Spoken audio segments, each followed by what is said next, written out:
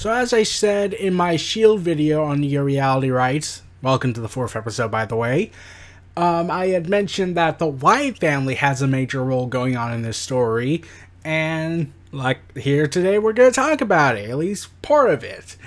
Now, the Wyatt family doesn't debate as a complete whole, like it starts to gradually build over time.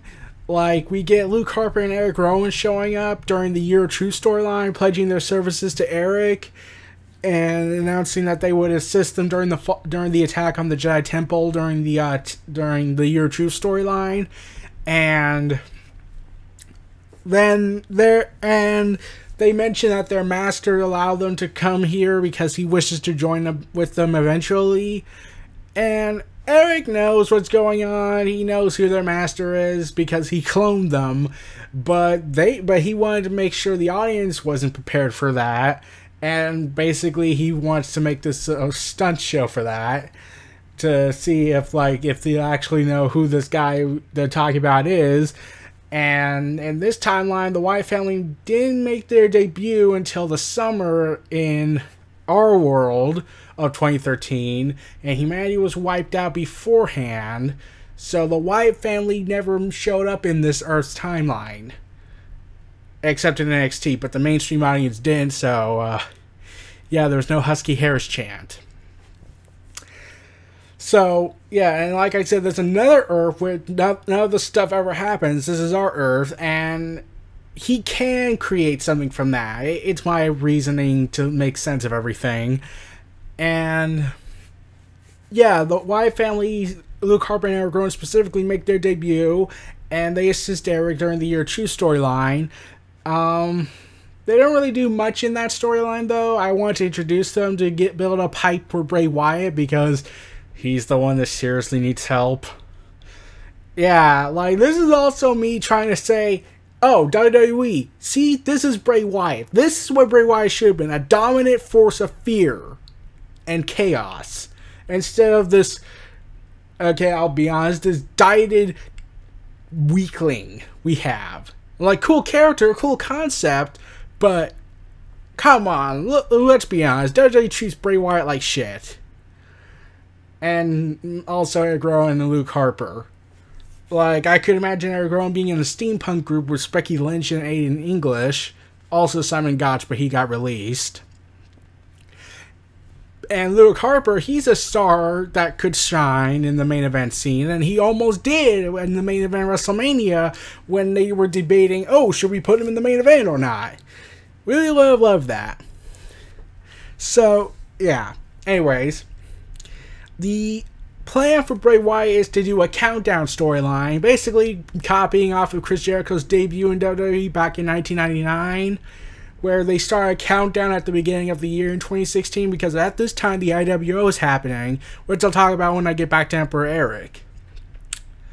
And the plan for this is a countdown that spells up to this big pay-per-view during the IWO show of Rebellion, I believe it was, where they make where Bray Wyatt makes his debut with Luke Harper and Eric Rowan to attack Goten, Trunks, and Android 17 during a 6-man tag team match against the Shield, and then the next night they have their first official match against Goten, Trunks, and Android 17, but the Shield stop and cause a no contest ruling since they horrendously beat them down. Now, here's the thing. Originally, I wanted Bray Wyatt to make his debut earlier in that year, where he goes out to Gohan and Videl, and this leads to a match between Bray Wyatt and Videl, but I ultimately scrapped that idea because, well, Videl hasn't really trained as much during this timeline, because, let's see, it's by the Peaceful World saga. I must also add Super as canon, though I might make some of the movies canon in order to fit my story. But, yeah, and I'm also taking bits and pieces of GT. And the plan for that was to basically, and I'm not kidding, be a little bit like Spopovich versus Videl, but more sinisterly. And yeah, I ultimately cut that out. I was thinking of still doing that, but then I wanted to wait and build Bray Wyatt up more especially it would be Vidal, since I came up with an idea for Vidal later on during the summer storylines. But yeah, there's no Vidal versus Bray Wyatt in this story, I must stress. But it wouldn't be the last time Bray Wyatt would fight a woman. You see, Bray Wyatt goes after 2016, kidnaps Yui from Sword Art Online after Eric manages to bring her to the physical realm after a deal he made with Asuna if she competes in this match with a member of, I'm trying to remember her name, that filler character from Naruto who had somewhat of a monster in her, who was a master genjutsuist, and Kunai trained her. Yeah, she teams up with her against Stephanie McMahon and AJ Lee, and they win their match, and Eric fulfills his end of the bargain. However, the Wyatt family attack and kidnap Yui, and well, Asuna and Kirito try to go after them, but they're stopped by the Shield. And of course, Bray Wyatt starts a feud with Kirito during the fall, from September to October, and let's just say this, I got the idea to end this feud inside Hell in a Cell from the Roman Reigns Bray Wyatt feud. So, yeah. It's gonna, yeah, especially since I might do a torture scene. Yeah. Might be taking it too far with my story, but I can't help but do shock factor. And I must also be considered a morbid bastard from the viewer's perspective, because of my twisted storyline ideas. Yeah, and Bray Wyatt reveals he can make the people who died in the Sword Art Online game be redigitized, or Eric kept a backup data of all of them and can bring them back if Bray Wyatt loses to Kirito or Kazuto. And the first time it happens, that doesn't work because there are certain factors that cause this. And in the second time Kirito finally gets the victory over Bray Wyatt, this is Bray Wyatt's second official loss in my story. His first loss was during the Shield Wyatt family storyline when they were teaming up to take on basically the United Republic, because that's the major faction in the galaxy other than the Neo-Showalter Empire. And I'll talk about those two factions later, and the various other factions that form later on. So, yeah, current plans call for that, and then Bray Wyatt doesn't lose another match for the remainder of the year. There were various scenarios I was planning to do, like Bray Wyatt disappears for a while and goes after Kirito and Asuna and tries to take over the digital realm of Sword Art Online and all the other digital realms in order to control them for a big storyline in 2017. But then I found out that would have taken away from the big storyline I already had planned, so I scrapped that. I might do that again in book 3, but yeah, this is just a currently drafted plan right now. Another idea was to him eventually attack Adventure Time, because yeah, let's bring that universe in. Then I cut that out.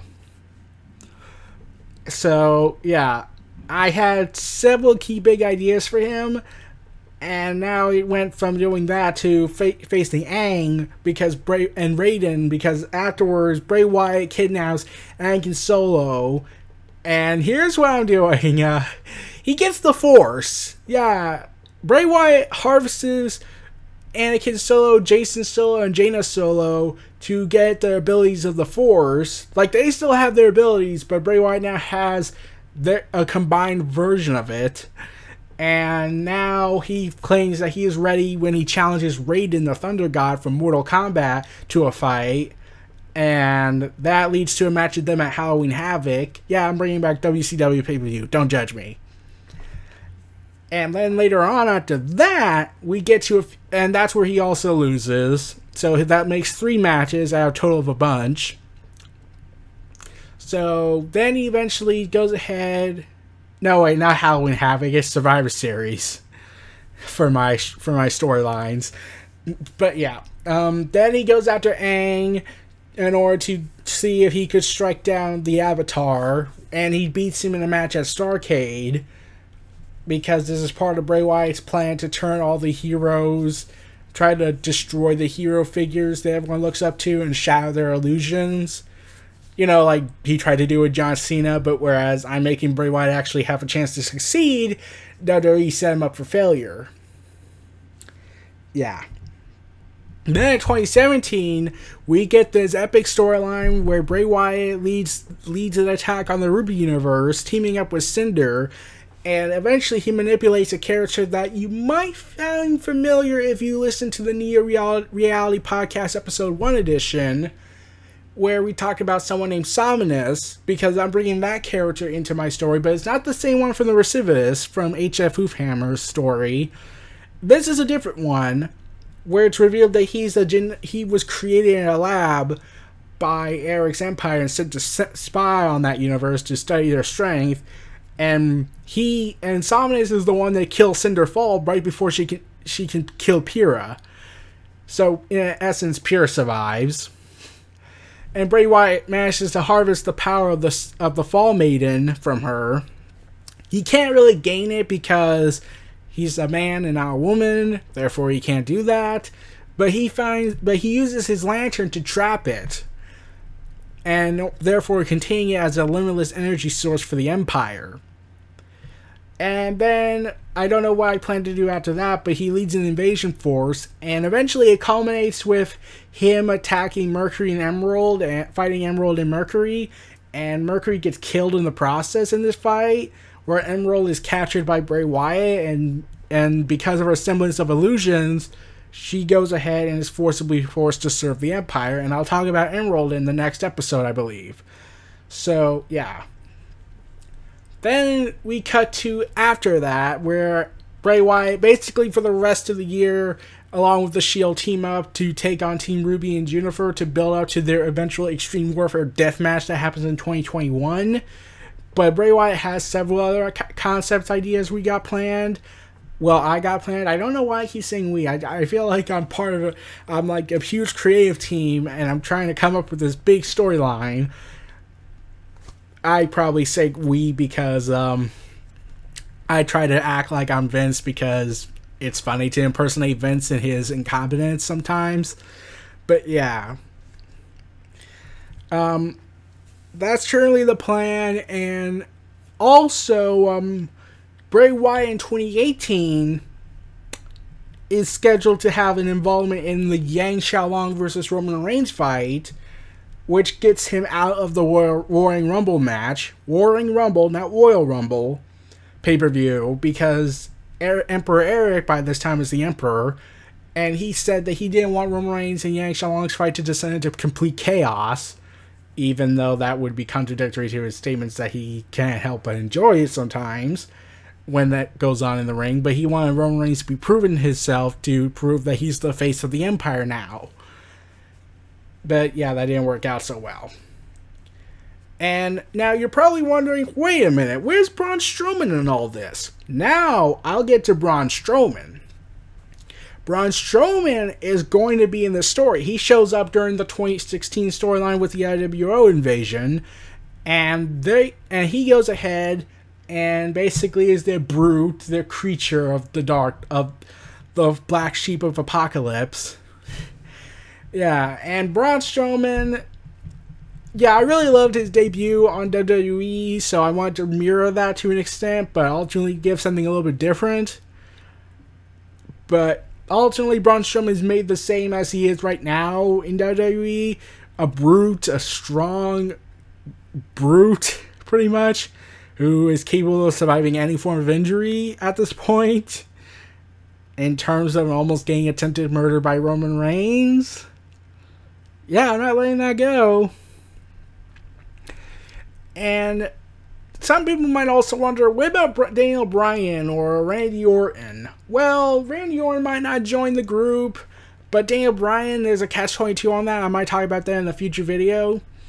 But yeah, Braun Strowman's involved. He actually participates in the Great Universal War. And also, I had almost forgotten, there is another storyline for 2017, where Bray Wyatt, the Wyatt family, all four of them, Braun Strowman, Luke Harper, Eric Rowan, and Bray Wyatt join up with this task force to kill Son Goku. Yeah, I'll talk about that in a future video. If you see my the first episode of my podcast with HF, you would know what I'm going with this. So yeah, I feel like I've done enough to talk about. I pretty much covered most of Book 1's plans for Bray Wyatt and the Wyatt family. Like, I haven't talked about Eric Rowan and Luke Harper. They're more like servants to Bray Wyatt, the followers, or as Bray Wyatt calls them, brothers. But, yeah, I didn't plan that much for Luke Harper and Eric Rowan other than to follow Bray Wyatt, but they do have characters, and I plan to give them more development. And this is all just what I come to mind at the time. So there might be some changes, there may not be. There might be some additions added to Luke Harper and Eric Rowan. Braun Strowman, he's set for a big push in the Book 3, because I'm liking Braun Strowman in WWE right now. But Luke Harper and Eric Rowan, they're currently left in the cold. Like, they have something to do in the Book 3 storyline of the Great Universal War Saga. So, yeah, be on the lookout for a future video about that. So, this was Neo Reality Entertainment. Feel free to like, comment, subscribe, donate, and stay tuned for more.